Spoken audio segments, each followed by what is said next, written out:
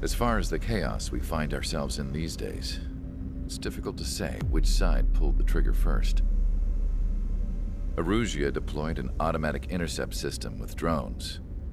Osea implemented long-range attacks to bypass them. So Erusia decided to sabotage Osea's communications and navigation technology. Erusia couldn't launch a satellite themselves, but they were still able to hack the software of the Osean transmission and navigation systems. Before Osea even noticed, half of their satellites were hijacked. That's when things got ugly. In an attempt to knock out each other's capabilities, both forces launched fighters loaded with anti-satellite missiles at the same time. Only military satellites were targeted. However, their destruction created a debris field in orbit, which wiped out scores of other satellites, both private and government-owned. What kept the world relatively sane up to that point had been free-flowing data and information. But now, those were gone.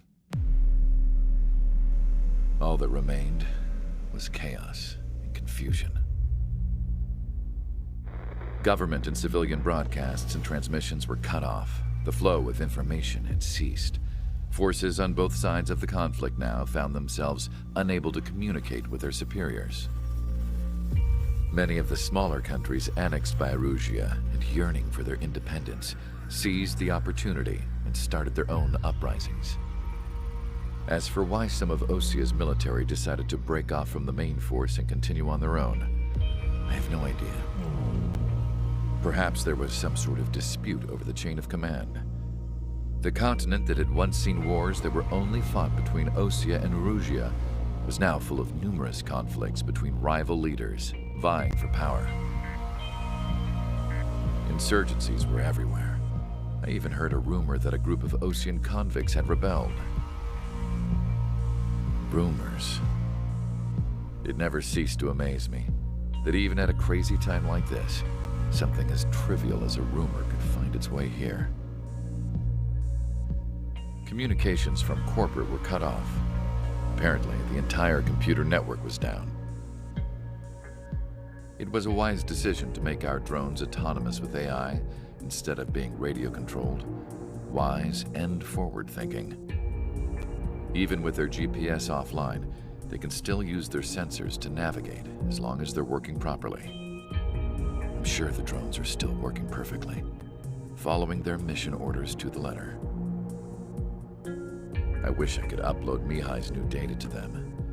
But without a connection, I can't upload the software to the active drones. The new ones we're making, though, there should still be enough time to upgrade those before they're activated. I'll be taking the data I've acquired away from the front lines now.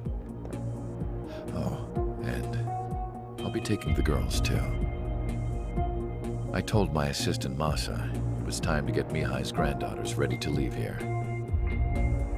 She's not much older than the girls, but she has a way about her, and I'm sure she won't have any trouble with them. I saw a plane flying off in the distance. I imagine it was looking for a safer place.